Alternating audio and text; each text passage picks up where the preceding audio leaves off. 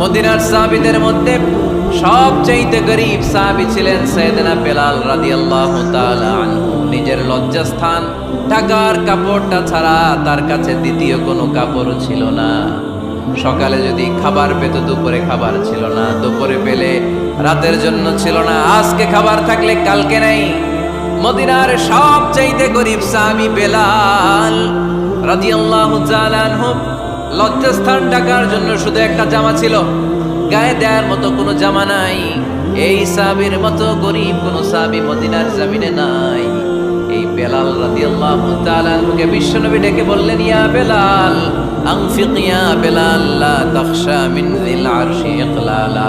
ও বেলাল, আল্লাহর রাস্তায় দান করো, কারণ আমার আল্লাহর ধনভাণ্ডারের কমতি নাই।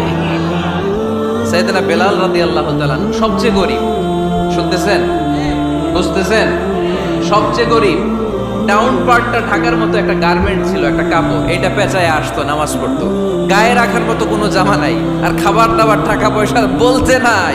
ওই সাহাবীরা বিষ্ণু ইসলাম বললেন, আনফিক বেলাল, বেলাল তুমিও দান করো, তুমিও দাও, দানের হাতকে প্রশস্ত করে দাও।